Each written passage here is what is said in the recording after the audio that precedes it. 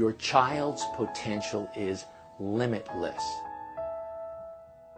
Being able to socialize, have relationships, and sustain ongoing relationships is fundamental and essential. Your child might be asking you to make a bit more of a commitment, to really show them and give them that message that you are there to be close to them and that you have something in common with them. We actually see the ism, the repetitious behavior, as a doorway to expressing our warmth, our care, and our love. Whatever you do, celebrate in a way that feels good to you and is from the heart and sincere. The more you celebrate your children, the more they will look at you.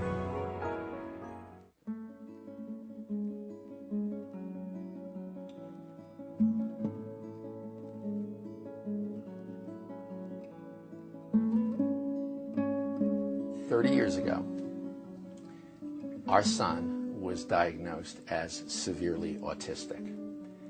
We had a little boy who was developing in the way our two daughters were developing, and suddenly at about 12 to 14 months old, he started to sort of slip away. He would look at us, smile at us. Before that, he would hug us, he would put his arms up when you went to reach him. And suddenly you'd go to reach him and he didn't put his arms up anymore. And suddenly you would go to look at him and he would look away. And suddenly, instead of playing with toys and blocks that he used to play with, he would suddenly just start to do these repetitive movements. The repetitive movements would be rocking back and forth. It would be flipping his fingers in front of his eyes. He used to have this thing where he'd love to spin anything that he could get a hold of, so he'd spin plates. He could actually, sincerely, he could take a tissue box and spin it on the corner. He would go to the bathroom and constantly flush the toilet and watch the water go down. And he would go like this back and forth and make very strange sounds. It was really clear to us we had a very unusually developing little boy. When he was diagnosed as having autism and severely autistic, and we watched the dropped faces, we read all the literature, and the level of pessimism, despair, and hopelessness sort of flew in the face of our experience of him. Because when we used to see him do these things, and my folks and other people in our family would be really uncomfortable even visiting us because this boy was so strange to them. Samari and I were really aware he looked like he was from the planet Mars. That was really clear. And yet, there was something serene about him. There was something beautiful about him. There was actually something, in some way, meditative about him. So when we read all the literature, and when we saw what people were doing with children, which was basically a process called at that time behavior modification, which was reward, punishment, aversion conditioning, that has sort of grown into something called applied behavior analysis, or ABA. We thought, wow, if I want to reach my child, that would never be the way to go. That would be the way to push our child away. So we actually originated a completely different program. And the program we originated, actually, instead of forcing and pushing him to be different, we actually decided to build a bridge into his world. And we decided to cross that bridge by actually not judging his behaviors, by doing something which was considered completely outrageous at the time, which was joining his behaviors. So let me tell you what it looked like. And Samaria was the first person who ever did that. Rocking with him as he rocked, flipping your hands when you flipped your hands, making those strange sounds, and people around us were saying, what are you doing? What are you doing? What are you doing? You're reinforcing this aberrant behavior. And we said, no, we're loving our child. We're trying to create a relationship with our child. We're trying to bond with our child. Actually, we're trying to understand our child. So what began with what seemed like a very, very unusual path to help our son ultimately developed into a very specific program, which we now call the Sunrise program. People will ask us, Avers and I, how did you come up with the specifics of what you chose to do in your program with your son. And in order to answer that question, actually, we have to go back to before Ron was even born. At that time in our lives, Bears and I were learning a very special process of self-exploration. And it involved discovering and changing the beliefs that we had that actually were the kind of underbelly for us, for our fears, for our self-judgments, for our discomforts, and changing those into ones that would support our feeling good about ourselves and good about everything in our life. So by the time Ron was born and then ultimately diagnosed with autism, we were two very different people. And it was only because of that, and only because of the changes that we made in ourselves personally, that honestly we could even embrace or welcome this child into our lives the way we did, with seeing him, seeing his behavior, seeing the challenge as an opportunity for us. We didn't know an opportunity for what until later, but an opportunity nevertheless, certainly not a tragedy in our lives. And we felt that his being in our lives was only going to gift us, and was a gift to us. That's what we decided. We actually decided that, and we decided that we were certainly hopeful about the future. Our attitude of acceptance had to be far more inviting and alluring and appealing to him than disapproval. I mean, we know that ourselves. When we're around somebody who loves us just the way we are, who thinks we're okay the way we are different with that person. We open up to them more. We feel more connected to that person, as versus a person who's judging us and somehow, you know, has a feeling about us that they're not accepting something about us. We are different with that person. It's the same with these children. They pick up on that. So that became very important. And the last thing being, it was so clear to us that this child could not find his way to our world. As a result, the only way we could in some way communicate or try to connect with him would be to go to his world. Now, you may think that's really bizarre, but think about this. We see a baby in a crib, and the baby doesn't even have to be doing anything, just laying there like a lump in the carriage or in the crib. What do? We go, again, you know, we do all of these crazy, silly, fun faces, things that we do with this child. Why? Because we're doing what we think the child's going to relate to, what the child might smile at. We're enjoying ourselves. We're not thinking, wait a minute, it's inappropriate to do that. No, we're finding our way, and actually we know how to connect with that child. We know what to do. So this is not foreign to us. It's more, we have to just expand our understanding and not close in and have a different viewpoint because this child is different than we've ever seen before.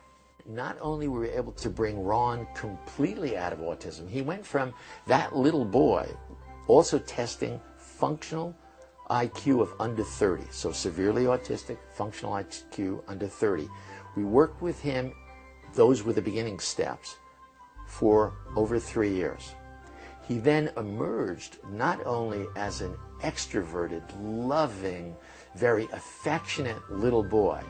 He ultimately became this incredibly politically active, social, involved in debating teams, graduated high honors from high school, then graduated in biomedical ethics degree from an Ivy League university. He went on to run a learning center out on the West Coast, came back to work with us, and now the organization we founded that actually teaches the Sunrise program, the very thing that brought him from that world in which he looked very lost for quite a period of time. That very program is taught at a center that my wife and I founded called the Autism Treatment Center of America, We have this amazing professional staff that works with people from all different countries. I think in the last 5 years we've had people here from 78 different countries, thousands of moms, thousands of dads. And the most amazing thing is the CEO or the Chief Executive Officer of the Autism Treatment Center of America, where the Sunrise program is now taught, is run by the very first Sunrise child to emerge from autism using this process.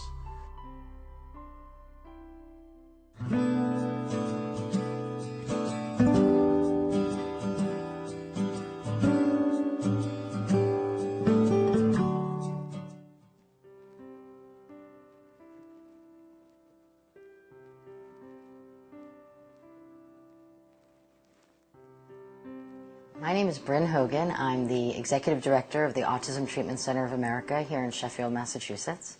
We're going to share with you 3 techniques from the Sunrise program that you can use right away to help your child. I've been working with children with special needs and their families all of my life. I have been a case manager, I've been a home health aide, I've been working with adults with mental challenges, and I've also been a teacher for children with special needs. I've had a lot of experience seeing what is out there. I've been here for the last 18 years, and this is the most loving, respectful, effective program that I've seen. I also have 2 other unique connections. One is that my parents actually created the first Sunrise program for my brother Ron, so I had that experience of being a sibling and going through that with my family. Also, my husband and I discovered that our own daughter had autism, and so we used this program that we'd been teaching other people to actually help our own child. And it was the greatest experience of my life. That's what's so amazing about this program. It is not just really useful and really effective, but it feels so good as a parent to do it. What we're going to give you now is a brief introduction to our program. Obviously, we can't convey all the information to you here, but enough so that you will be able to, after you're finished watching, do these 3 techniques with your child. And you will have a sense of what it feels like and the effectiveness of some techniques from the Sunrise program.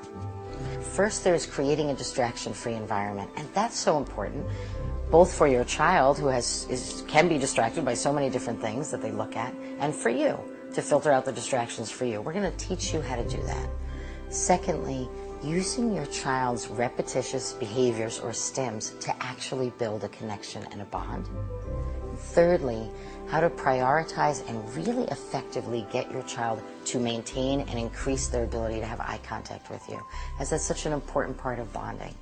So we're going to explain them to you, then we're going to actually show you what they look like so that it'll be very simple for you to put them into practice. We really so much encourage you to do so. Enjoy.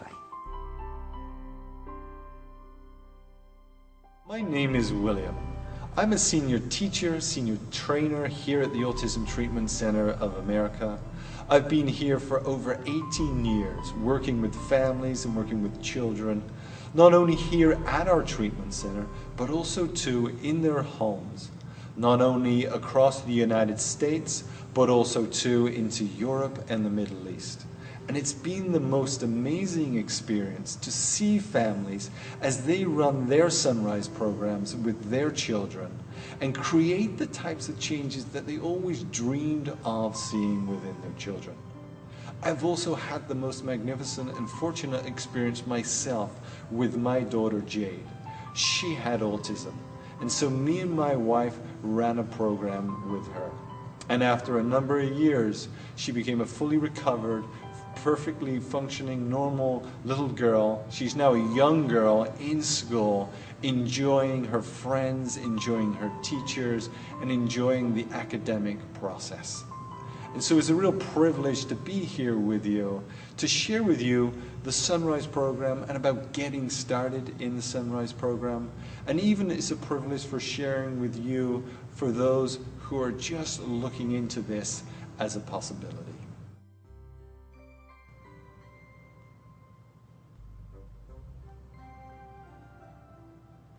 The most fundamental and essential skill that you want your child to develop is an ability to socialize and relate with other people. Whether with you, mom and dad, whether with their siblings, their peers, with teachers, or other people that come into their lives on a day-to-day basis, being able to socialize, have relationships, and sustain ongoing relationships is fundamental and essential. It's also, too, very crucial in all other areas of development. And yet one of the things we've come to understand about our children is that they can be easily overwhelmed and easily distracted by the world around them, whether visually, audibly, smell, taste, touch. All the stimulus that falls on their senses can be really challenging and difficult for them to filter out and for them to focus. By eliminating these distractions, we're also too eliminating the competition, making you the number one attraction. You also too want an environment that will help you be with your child, so that you don't have to pay attention to the doorbell ringing or the phone going or somebody else wanting your attention. You're simply wanting to have your attention 100% on your child. So an environment that helps your child and an environment that helps you focus is an environment that will help your child learn and grow and develop. So let's go now and look around your house and find such a space that will help you do this. This is a great room for your distraction-free learning environment. It's like any other room in any house across America, across the world, where you live and your kids are there, you're there. And yet as you look at it, yes, there's a mess here, but this can so easily be turned into a room that's going to work for you and work for your child. Now, a couple of things we can do here is to reduce the distractions even further. If you have a TV in your room, turn the TV off. Maybe you have a sound system or a computer. Turn that off also. Even unplug it from the electrical outlet on the wall. Now, as we look around here, there's some clothes, there's some toys left over. We can clear those away, making the room even more distraction-free. If there's knickknacks or ornaments on the side, clear those away, again, even simplifying the room even further. Voila! This is perfect. This perfect space, as you see, is now pretty good in terms of being distraction-free. And now what you want to do is set aside just 30 minutes a day. 30 minutes just practicing applying step 2, joining in child's repetitious behaviors, and step number 3, focusing on their eye contact. And during that 30 minutes, just focus on enjoying yourself and enjoying your child, and have fun. Also too, you want to bring in some toys or activities when you're there with your child. If you have a younger child, then bring in cuddly toys, balls, musical instruments, and have a few of those available on the side for if you need them. If you have an older child, higher functioning, maybe Asperger's, bring in some activities like board games, card games, some paper, some markers, and have those available, again, if you need them.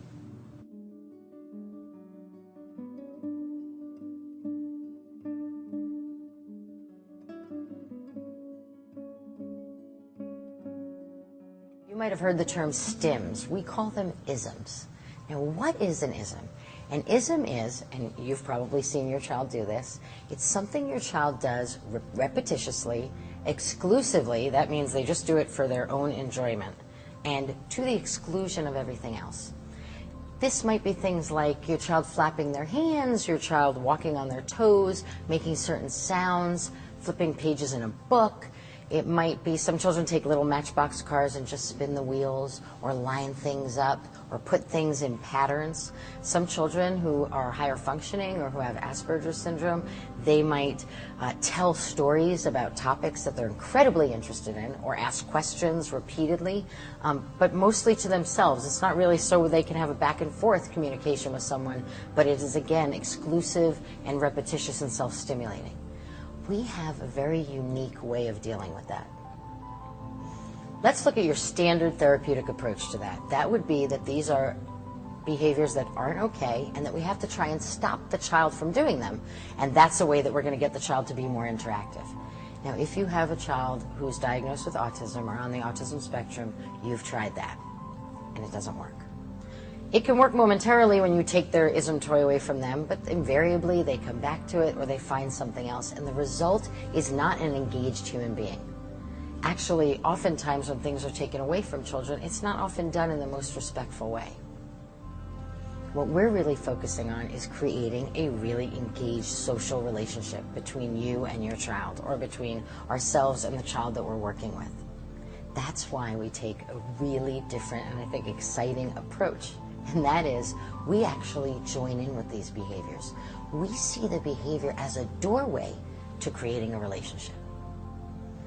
Let me describe to you now exactly what joining is. What it is it's doing exactly what your child is doing and doing it with them. So the first thing you want to do is actually just take a moment and look at your child. Actually observe what they're doing. Let's say your child's flipping a book. Just sit and look at them. Do they flip 5 pages and then stop? Do they flip the whole book and then turn it over and flip it again? Just observe so you can really see what they're doing. Then place yourself about 2 or 3 feet away. If your child has a book, you're going to get a book. You're going to sit there with them and you're going to endeavor to do exactly what your child is doing. And you're going to think of it as joining in with their game. And their game is flipping a book. So now you're going to flip the book with them. And you're going to think of it sort of as tandem dancing. So you're going to look, can I synchronize my way of playing with this so that it's the same way that my child is doing it? So you're going to flip the book and they're going to flip the book. And you're going to do that with them. And I would do that for at least 15 minutes. If your child's lining up blocks, you're going to get your own blocks. You're going to line them up. You're going to put your block down at the same rhythm and the same pacing as your child is putting their block down. If your child's walking in a pattern, you're going to walk in a pattern. If your child's saying a phrase over and over again, you're going to say that phrase. If your child has a topic that they really want to tell you about, you're going to become a very excited and engaged listener who's very interested in that topic and wants to hear about that topic and wants to know about that topic and is joining in with the enthusiasm over the topic. The idea is to do this really with sincerity. So this isn't about going through the motions while you're thinking about a laundry list of things you have to buy at the supermarket. This is actually using the joining as a way to connect. Think of it as this is your child's language and you're saying that you love them and that you care about them and that you want to be close to them. You're saying it in a language that they can understand. And I'd recommend that you do this for at least 15 minutes, and I do it 3, 4, 5 times. Now, some children, they respond immediately. Within the first 2 minutes, you're going to see signs from them that they're responding to what you're doing. They might look at you. They might lean into you. They might share their items with you. Other children, they require a little more convincing. Perhaps they've had their toys taken away from them in the past. Perhaps they're not as open. And so you might find that the first time for 15 minutes, you might not see any particular way that they respond. But go back and do it again. And then go back and do it again. And show your child that you really want to be close to them, that you really want to have a relationship with them. And think of this as your way to truly love them. Our program is based on an attitude of love, acceptance, and respect. And that's why, rather than trying to force a child to conform to a world that they don't understand or that doesn't make sense to them, we endeavor to go with them, to be really respectful and caring. And so what we do is we actually see the ism, the repetitious behavior, as a doorway to expressing our warmth, our care, and our love. And actually as a way to build a relationship and to build a connection. And so what we do is we actually venture to go into a child's world, to actually be with them where they are if they don't feel quite ready to be with us where we are. And through joining, we're able to build a connection. And once there is a connection, then we can really invite a child to be engaged with us. So in effect, they show us the way in, and then we show them the way out.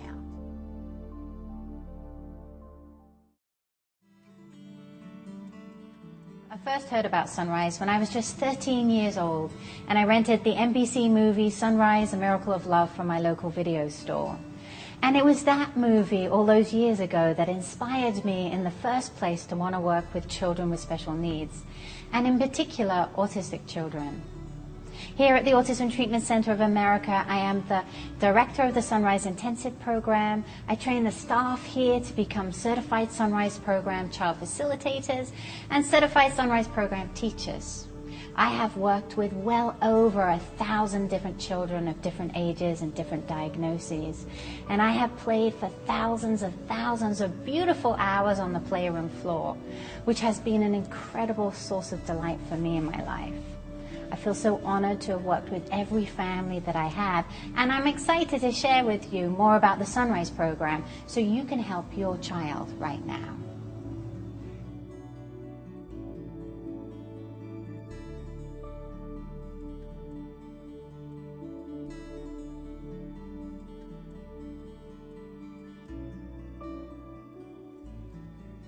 The technique I'd like to share with you is about encouraging your child to have more eye contact.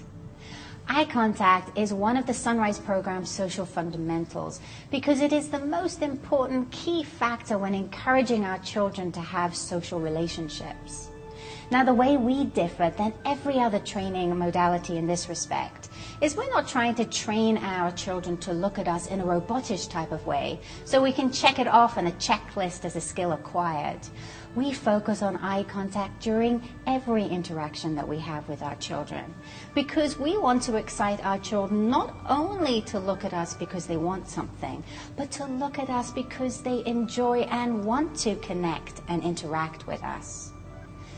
When our children look at us, it is a time when they will see us smiling and loving them and thus feel the warmth of what it is to truly connect with another human being. It is a time when they can feel the most close to those people who surround them and love them. The more your children look at you, the more they will learn. The more they will learn about the world of people, about how people communicate, about facial expressions, intonation, and the subtleties of communication. Most children on the autism spectrum have challenges looking at people, even those adults and children who are considered higher functioning or have an Asperger's syndrome diagnosis, because they have great verbal skills and academic skills. But we know, and you know, that that doesn't necessarily mean that they can have successful relationships with their peers. The more you encourage your children to look, the more likely they will have successful relationships with their peers. Eye contact is the deepest way to form connection and relationships, and that's why we focus so strongly on it in the Sunrise Program. So what can you do right now at home to help and encourage your children to look more? 2 simple and easy techniques. The first thing to do is to position yourself so it's easy for your child to look at you. Whenever you are playing with your child, be in front of them. Be at eye level or slightly below. Be 2 feet away from them, because we notice in our experience that when we give children a little distance, they tend to increase the amount of times that they look at us. Whenever you're offering something to your child, whether it's a piece of food, an object, a toy, a book, put it up by your eyes. Put it to the side of your eyes or right in front of your eyes. So as you offer it to your child, it gives them another opportunity to look at you. Second thing to do is to celebrate them. Celebrate them verbally every time that they look at you. And you can do this in a variety of different ways. You can give them big cheers and quiet cheers. You can whisper your cheer. You can sing your cheers. Throw your arms in the air, jump up and down, do a little dance. However you do it, make sure that you do it with great sincerity and from the heart. The more you cheer when your children look at you, the more they will look at you. Try these 2 things out right now and see the benefits of what they can do to encourage your child to look at you. Oh my goodness, that was the best look! Thank you for looking right in my eyes. You soon you look at me, you handsome little guy! Yay!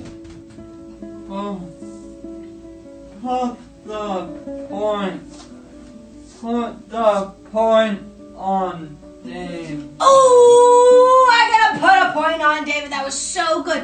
was so great. You told my eyes. I love it. You look it over. I love it. I love it. I love it. I do. I do.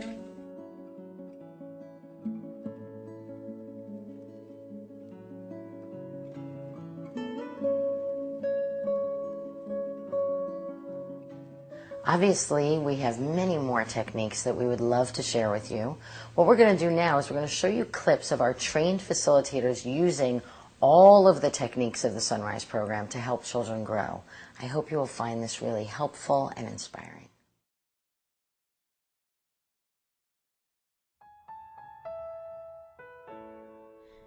Jack's 5 years old and was diagnosed with autism. Two of his main challenges were making eye contact and interacting with other people. In this segment, our facilitator first joins Jack in his isms of chewing and rocking on the ball. When he engages with the facilitator, she helps him to stay interactive in the game while also helping him to develop his eye contact.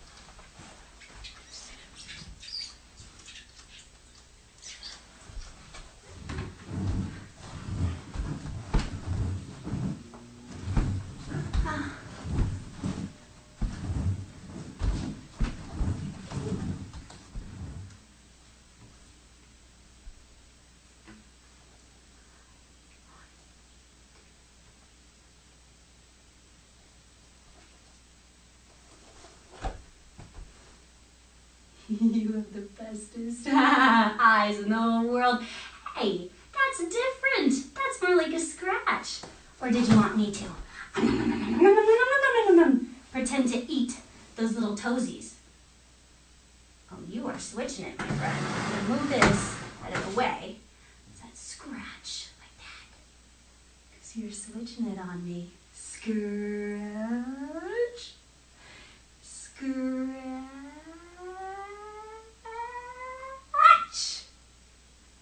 Here comes a big one. Scratch. Ha! Nice looking, Jack. Here it comes.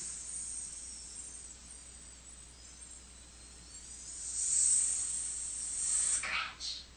That was almost a look. Scratch.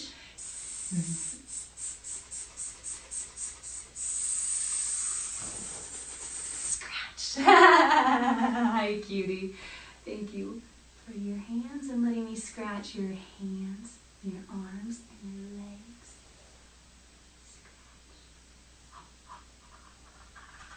There you go. There's those eyes. Scratch, scratch, scratch, scratch. See what your eyes do? Your eyes help me so much. Like that. Like that. It helps me to know what you want. Scratch. I love to scratch. Scratch, scratch when you're looking at me. And when I scratch, scratch, scratch, I love to see your eyes like you just did. Scratch. Nice! Look at those eyes.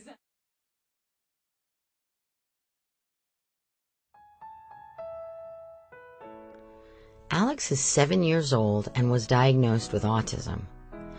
One of his main challenges was using clear single words. In this segment, you will see the facilitator join in his exclusive repetitious behaviors, which are rolling off the ball and climbing on the window ledge. Then, as the facilitator creates a fun interactive game, she strongly requests that Alex speak in clear single words.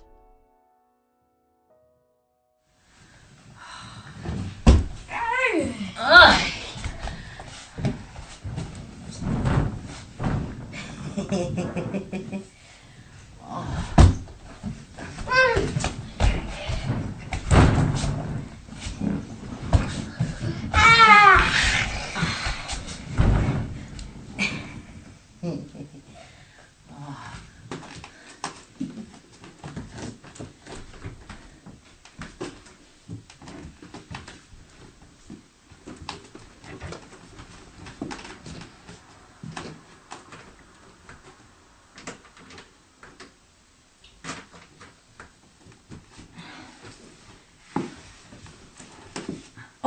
Oh, so you're looking at the dino.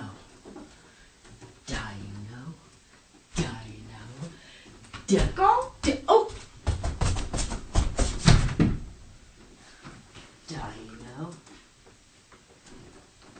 Dino. Thank you for looking at me, Dino. Dino. You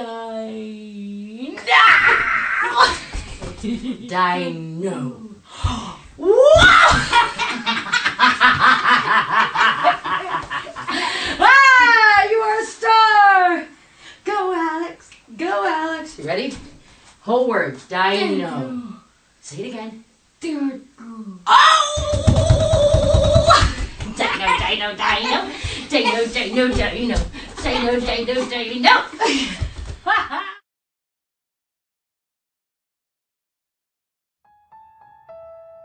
Rondib is 16 years old and was diagnosed with high-functioning autism.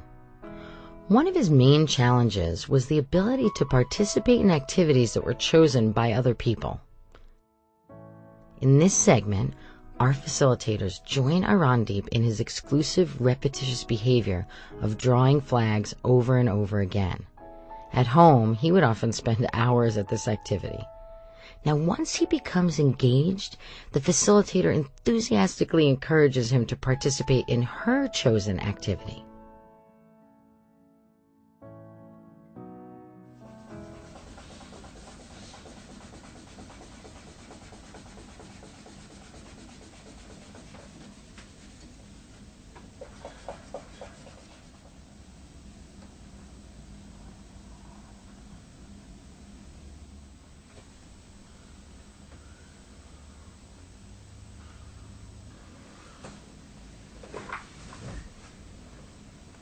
What's that? Can you do for me? I would love to do that for you. Thanks for asking.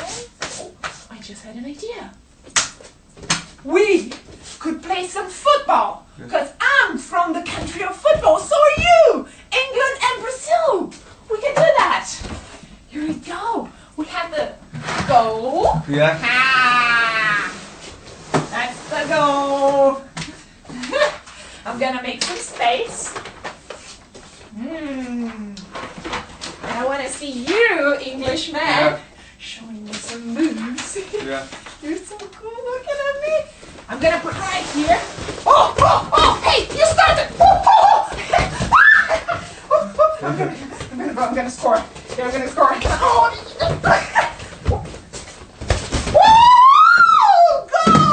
scored!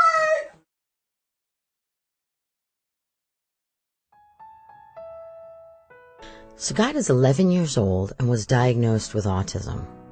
One of his main challenges was communicating using verbal speech, as he often used crying to express what he wanted. This segment begins with our facilitator joining Sagat in his repetitious activity. After the connection is made, Sagat allows the game to become even more interactive and even uses speech to communicate.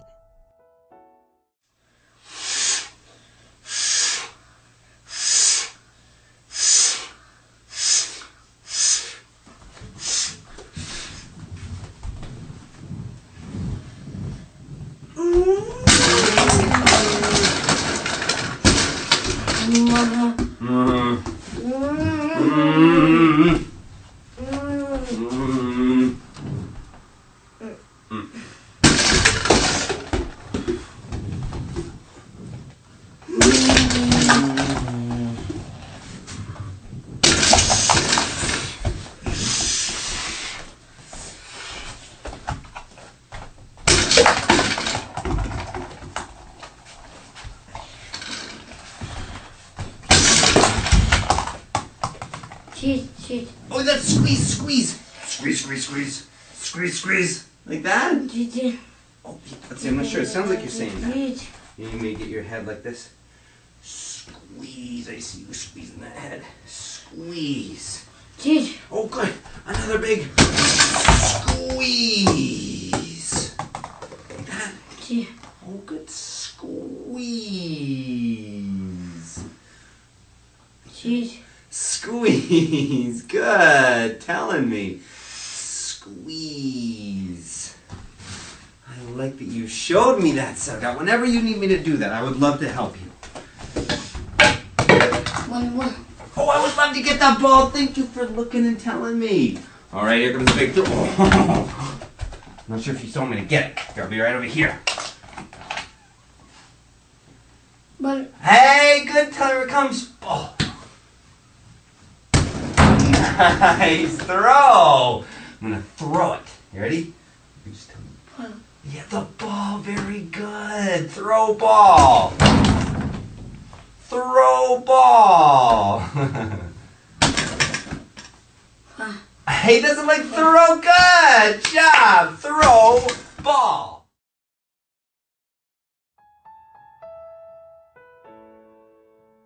Aaron is 7 years old and was diagnosed with pervasive developmental disorder, or PDD. Although Aaron is highly verbal, one of his main challenges was allowing variation within a topic of conversation. He also found it challenging to answer other people's questions. Now, this segment shows our facilitator joining in with Aaron's highly repetitious conversation. Aaron repeatedly asks, "Who's coming next?" because he wants to review the list of individuals that he'll be seeing that day. Now, the facilitator then asks Aaron a question, "What do you eat?" and then persists in a delightful way to encourage Aaron to be flexible enough to answer it. I think Cat is coming right after you. You think so? Ooh, let me see. I think it's gonna be Cat. Cat! Oh my It's god! gonna be Cat. Oh my god! I think it might be Cat too. Oh my gosh! Let's wait and find out if I'm right. Pardon? Let's wait and find out if I'm right or you're right. Alright, we'll find out. Okay, we'll wait. Alright? That's so good. Hey, I think it's gonna be Cat. I think it's gonna be Cat I too! think it's gonna be Cat and then Amy. Yeah! What do you think? Do you think it's gonna be Cat and Amy? Let me see. Hold on. Oh, here it comes. Who do you think is gonna be after Cat? Amy. And then who do you think? Oh, it's gotta be. Oh, let me see. Linda. What? Linda. No! My Your parents! Oh my gosh! right? It could be, but you're looking at me very lovely. I know it's my dad. It could be. Okay, your parents are. First Cat, then Amy, then my parents. Oh my gosh! You Cat, like. then Amy, then my parents. Actually, it was going to be Cat, and then Amy, and then my parents, and then this person. This person who's going to be skinny, tall, and have yellow hair, and who laughs when we tickle them. Oh my god! Who's only visible on Thursdays. Only on Thursdays. Do you think? And this person eats a special food. Yes. What food do they eat? Same as me. What do you eat? What do you eat?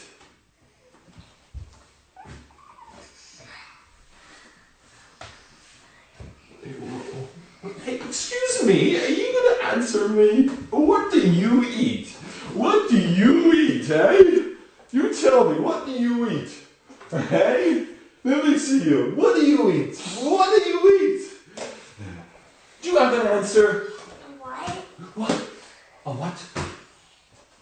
Oh, right. Now I'm going to have to tickle it out of you. I'm going to have to tickle you. A what? No. No. Well, hey, thank you for telling me. And you're looking at me so lovely. Let me just move this a second. Hey, you haven't told me what food you eat. You must eat What? You must eat trees, yeah? No! You look like someone who eats trees. No! What do you eat then? Well, when are we going to see Cat? Oh my god! Where's Cat? Where is Cat? Oh my gosh, Cat. I see. Maybe she's out getting the food that you eat, which is grass. No! No! No! You're wrong! What? You're wrong. Well, you're going to tell me because I'm getting it wrong here. What? Cat's gonna come for a half hour after you leave. Maybe. She's gonna come for a half hour. I hope so. And I hope. Half hour, just half Hour! She's just gonna come for half the hour. Half the hour! Yeah, not the full hour. No! Just for half of the hour. And she's going to bring the food that you eat, which is car tires. No. What do you mean, no? I think I told your dad and you said car tires. No. Well, what is it? What food do you eat? I eat meat. Oh! Wait, do you know what else I eat? No, tell Do you know what I have for breakfast?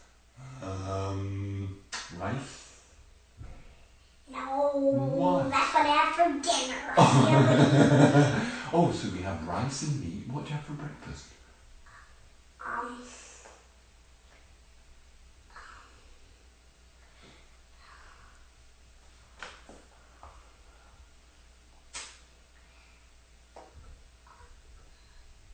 Fruit. And remember I said I eat meat. So,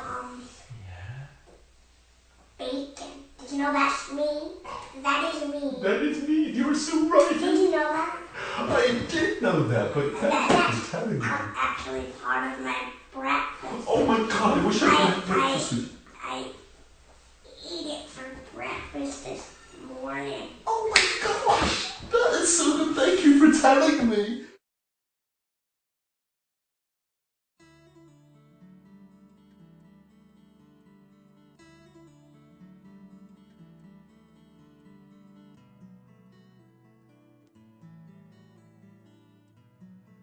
I get, as you can probably imagine, a lot of different kinds of questions about, well, what's it like to have this really different and unique past?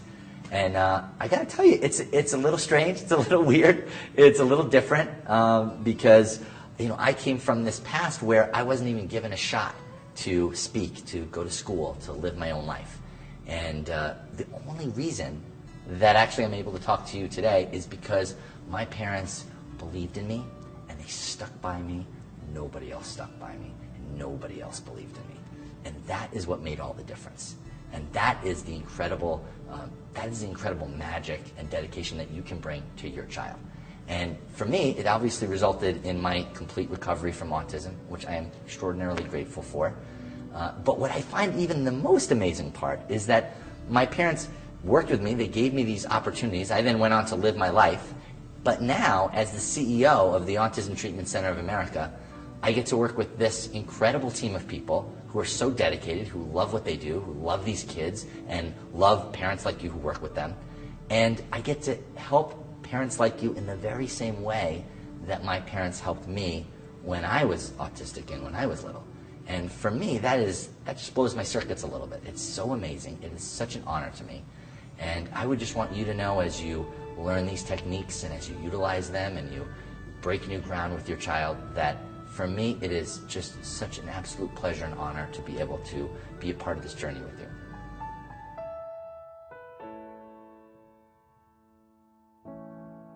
If you found what you've seen useful or you'd like to learn more, we'd love to invite you to join us for a Sunrise Program training course. And what that is it's 3 separate one-week programs.